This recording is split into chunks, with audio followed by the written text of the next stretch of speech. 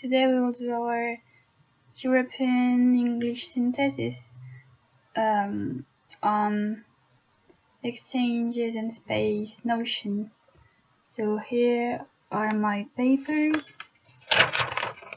Alright. There are only notes, no sentences. Okay, so maybe we can begin. So our world has never seemed smaller as transportations and telecommunication has accelerated the rhythm of exchange in our world. An exchange can be the act of giving one thing and receiving another one in return, but it can also be a visit in which two people or two groups of people coming from different countries are meeting each other. It can finally be a system or a market in which commercial transactions are carried out between two countries. That's what people make in the stock exchange in New York City, in the USA. So nations and societies are defined by the geographical and symbolic space they are occupying on Earth. A space can be a land or an area, free, unoccupied, or available, like the Antarctica, but it can also be the physical universe beyond the Earth's atmosphere.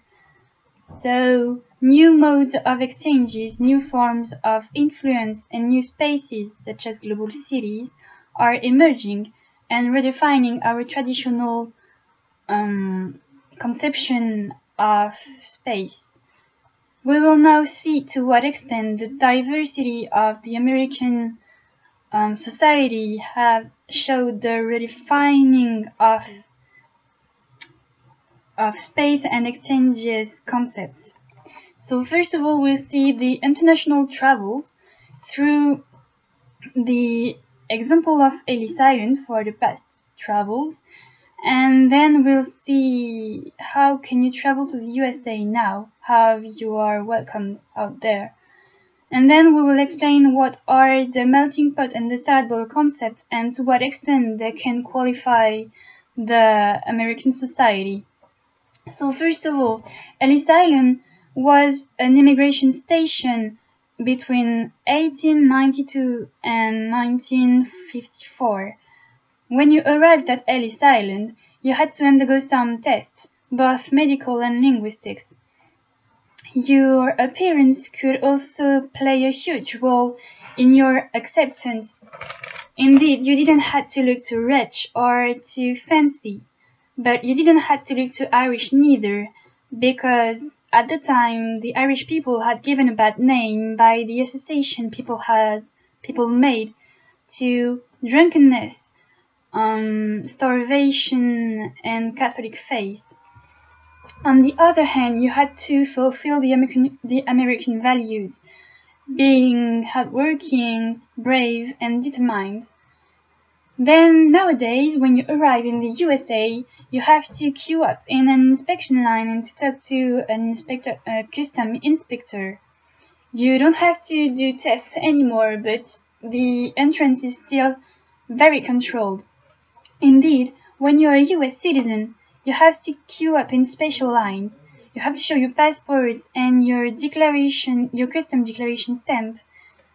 And an inspector will verify your belongings, and if everything is okay, you're allowed to pass.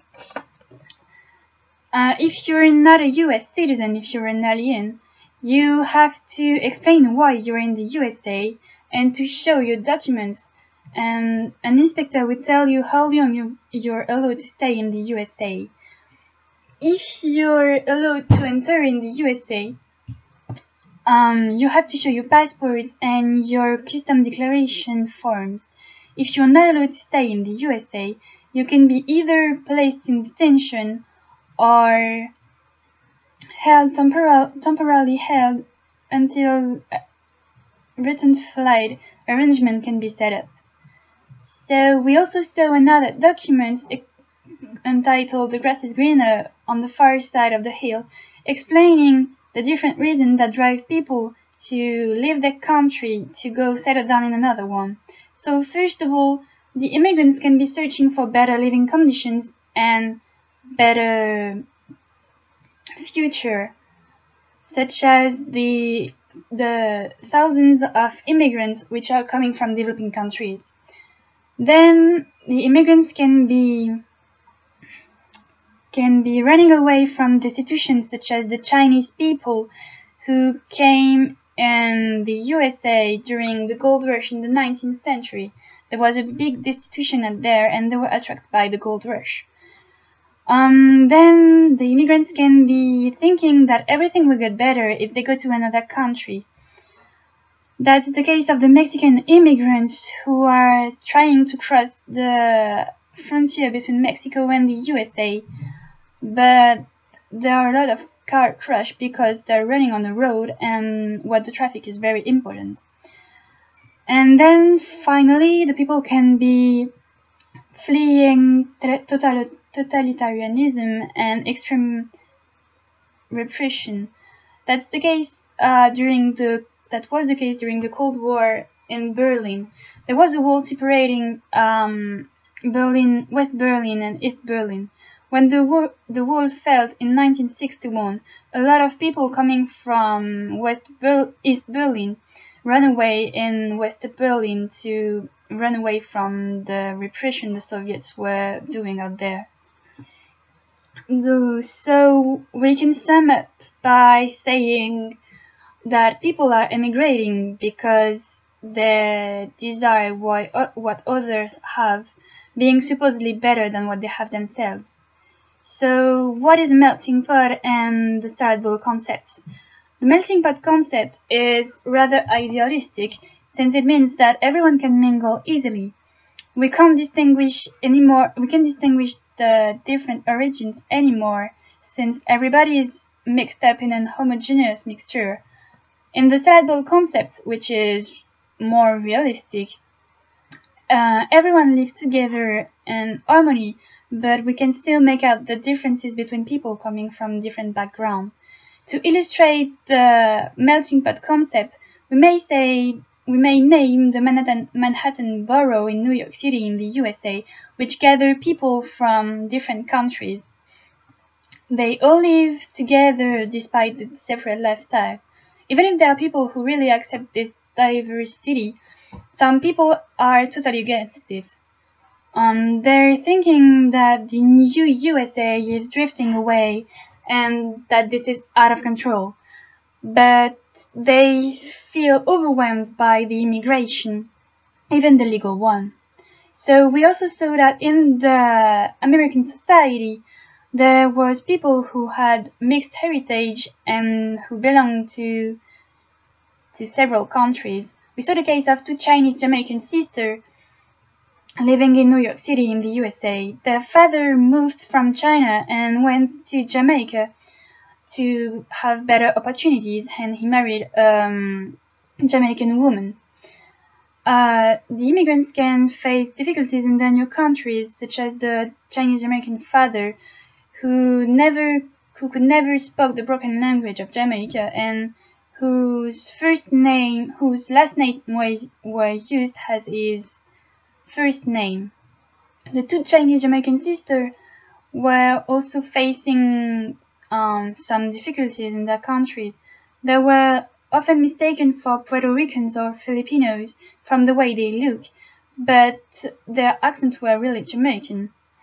So, however, all these people with mixed heritage are doing their best to keep in touch with their origins. Indeed, the two Chinese Jamaicans are trying to keep a link with the Chinese culture, shopping in Chinatown, cooking Chinese food, and celebrating the Chinese New Year, for example. Through this document, we saw that people with mixed heritage are really proud of it. So to sum up, we may say that the American society is composed of people coming from different and various backgrounds. They are living rather in harmony, even if there are some people who really don't accept it by rejecting the new Americans. But we can say that the original Americans are also immigrants, since their ancestors are the Pilgrims. They immigrated from Western Europe and have created the current American society. Now the immigration is facilitated by the free borders and the globalization, which lead to the culture and values share. Our traditional definition of a geographical space is a land bounded by frontiers and walls, and the notion of exchanges implies meeting other people and receiving them for a while. In our world nowadays, a space is almost open to everybody, and the frontiers are also only symbolic in some countries, such as in France. We may say that our world has becoming a great country by the way we are exchanging our products and our values. To conclude, we may say that space and exchanges notion had been redefined by the way our world has progressed. Thank you. So, Maureen, do you think that the globalization can lead to a global culture? No, I don't think so, because there are a lot of things that are made to lead to different cultures.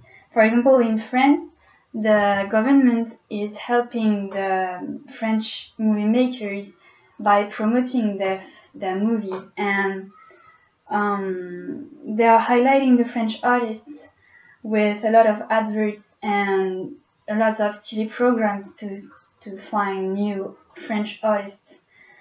And there have always been the fear of being overwhelmed by the US culture, but we finally succeed in keeping our identity safe. Okay. Can legal immigrants be rejected by their original country?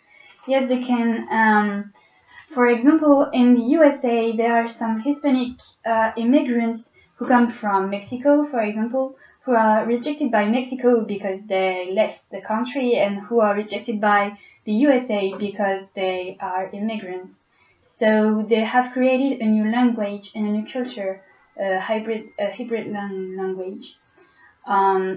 The Spanglish. The Spanglish is a language in which they mix up English and Spanish words together to do a new language, and this can be seen as a new homeland, and insofar as they are all gathered in this new culture, and it can be also seen as a transition between the two countries where they are coming from, like a transition between the Mexico society and the US society, which are very different. And that's all. What can be the benefits and the drawbacks of immigration? So, first of all, the benefits. It can bring new cultures in the country. For example, in the art field, the music we're listening nowadays is almost only American, so it can be a huge benefit.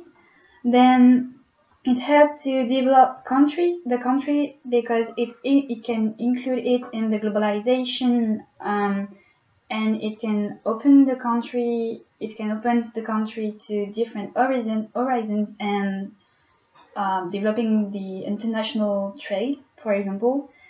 And the immigration implies tourism in the original countries of the immigrants, since they can talk about their country to the people, and then it can make somebody wanting to go to their original country. So, for example, if an Indian talk about India to a French people, the French people can want to go in India because the immigrants said that it was so much cool to go in India. So the drawbacks now, it can be the development of the racism because of the fear of what we can't understand. So, for example, to talk about religion, the Catholic people can be, how to say that? Afraid. Can be afraid. Thank you. Can be afraid of the Muslims people because of all we can hear about the the Islamic State nowadays. And then immigration can imply the feeling of being overwhelmed and the insecurity in the country, because these people can seem different from us, and then we can't understand them, and because we can't understand, they can be led to be more violent and things like that.